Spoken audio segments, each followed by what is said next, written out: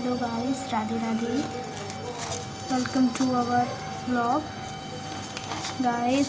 Please like share subscribe and please last तक आप इस वीडियो को देखिए। मैं आपको कुछ इम्पॉर्टेंट टिप्स एंड ट्रिक्स देना चाहती हूँ जो मैंने 2025 के एग्ज़ाम मैंने अभी प्रीवियस एग्ज़ाम मैंने दिया था 2025 का बोर्ड एग्ज़ाम। सो गाइस, आपको क्या लगता है जिसमें टिक मैंने किए हैं कि मैंने सारे चैप्टर्स पढ़े हैं? नहीं, मैंने सारे चैप्टर्स नहीं पढ़े और आपको भी पढ़ने की ज़रूरत नहीं होती है, क्योंकि सारे चैप्टर्स इंग्लिश में इससे ज़रूरत नहीं होती, क्योंकि इंग्लिश में आपका पोर्शन अलग अलग होता है, ग्रामर अलग होती है और लिटरेचर अलग होती है। लिटरेचर में भी आपके सेक्शन होते हैं, एक प्रोज, पोइट्री और सप्लीमेंट्री। तो प्रोज से भी आपके मैक्सिमम 2 क्वेश्चन आपको करने होते हैं और पूछे आपके 4 जाते हैं, और सप्लीमेंट्री से भी आपको क्वेश्चन 4 पूछे जाते हैं पर करने 2 होते हैं। जब आपको 4 पूछे जा रहे हैं, 2 करने होते हैं, तो आप देख सकते हैं कि इसमें 6 चैप्टर मेंशन है। सप्लीमेंट्री की बात करें तो अगर आप कोई 4 चैप्टर पढ़ लेंगे तो ऑटोमेटिक आपके 2 क्वेश्चंस हो जाएंगे। 6 आपको पढ़ने की ज़रूरत ही नहीं है। और ये सेम थिंग आप इसमें कर सकते हैं।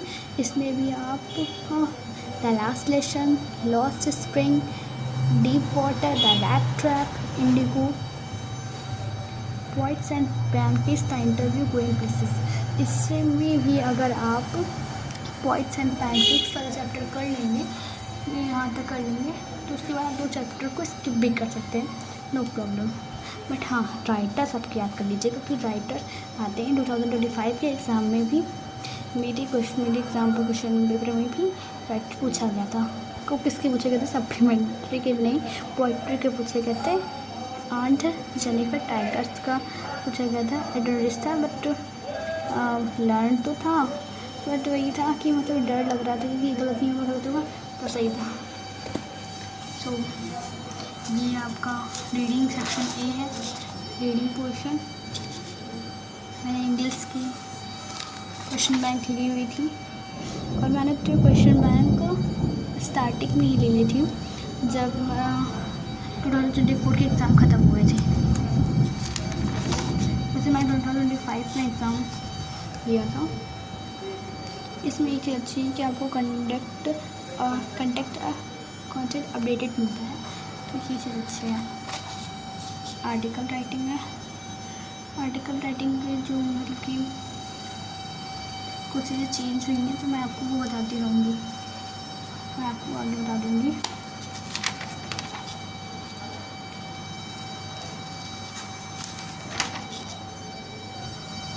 आर्टिकल राइटिंग में कुछ खास नहीं होता है, बट आपको 4 पैराग्राफ में आर्टिकल लिखना कंपलसरी होता है।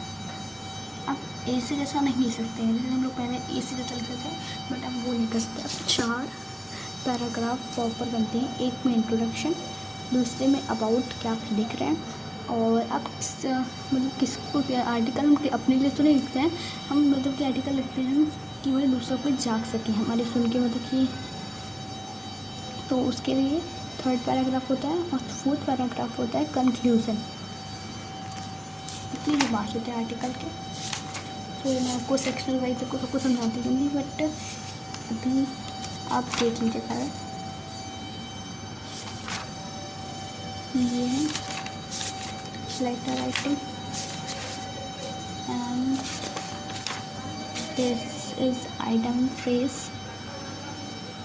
जिसको मैंने न्यू स्टाइल की बुक से लर्न किया था। तो वैसे आई थिंक आप लर्न कर लीजिए, बट इसमें टाइम वेस्ट करने की कोई ज़रूरत नहीं, क्योंकि 5 नंबर के MCQ बेस्ड आते हैं, और वो भी ऐसे होते हैं जिससे सब नए नए होते हैं, क्योंकि नए होते हैं और आप अगर आप वैसे ही नहीं पाएंगे, सब नए नए होते हैं। बट हाँ, अगर हम एनसॉल्ट से पढ़ लेते हैं, एनसॉल्ट से अगर आप लास्ट 5 ईयर्स की कर लेंगे तो भी आपके मतलब कि उसमें से आ जाएंगे। बट अगर आप बुक से पढ़ना चाहेंगे और अब तो टाइम भी नहीं है, तो आप बुक से मत कीजिए, आप एनसॉल्ट से कर लीजिए, उसमें से आ जाएंगे। बुक से हम तब करते हैं जब मुझे नॉलेज चाहिए होती, बट नहीं, आपके पास तो टाइम नहीं है अभी। तो अभी आप यही कीजिए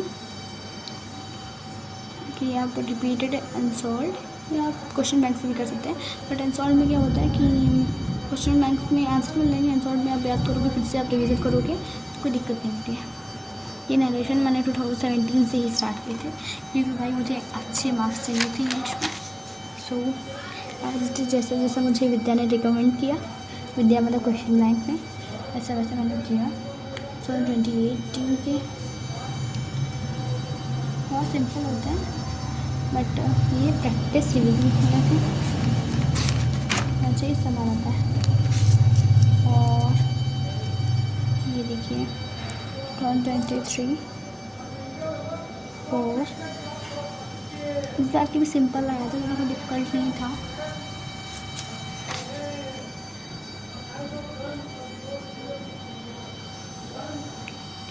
सब सिंपल होते हैं, ज़्यादा डिफ़िकल्ट नहीं आते हैं। और एक चीज़ है, बहुत से लोग सोचते हैं कि भाई सिंथेसिस में कॉम्प्लेक्स, सिंपल और कंपाउंड होते हैं, तो वो तो लोग स्किप कर देते हैं कि भाई सिंपल सीख लेते हैं, बनाना तो एक ही होता है। बट कभी कभी ये होता है कि सिंपल में भी सिंपल का आपको डिफ़िकल्ट पूछ लेगा, बट कंपाउंड का सिंपल पूछ लेता है। तो तीनों पढ़ लीजिए, क्योंकि इतना डिफ़िकल्ट नहीं आता है। पर हाँ, ये अगर आप तीनों पढ़ लेंगे तो आप एक ना एक बना लेंगे। अगर आप दो पढ़ेंगे, एक को स्किप कर देंगे तो पॉसिबिलिटीज़ नहीं होती बनाने की, क्योंकि दो पूछे जाते, दो में से कोई एक होगा सिंपल पूछ सकता है।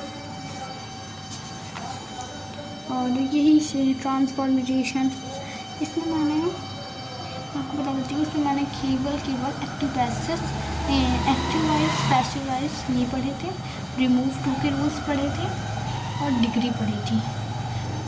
वैसे मैंने पढ़ा, और एसोसिएटिव सेंटेंस, इंटरोगेटिव को सभी बना लेते हैं, बट एसोसिएटिव सेंटेंस इसमें बहुत से रूल्स थे, मैंने स्किप कर दिए। बट हाँ, नेगेटिव सेंटेंस के पढ़े थे, डू नॉट, नेवर वाले रूल्स।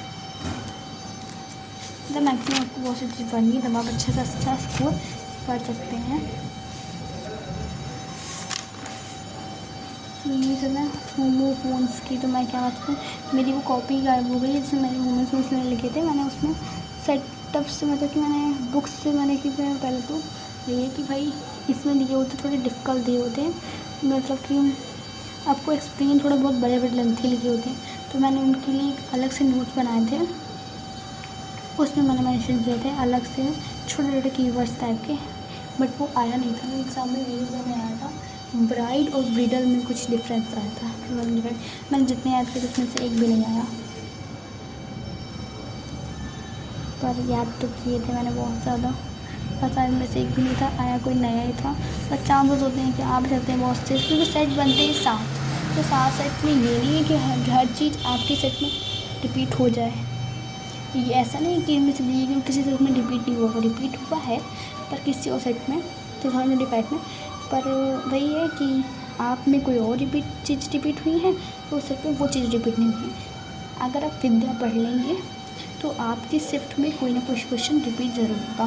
ये 7 शिफ्ट बनती है तो क्वेश्चन रिपीट ज़रूर होता है, कि पास बच्चों को पास भी तो करना होता है ना, इस वजह से कुछ क्वेश्चन रिपीट ज़रूर होते हैं।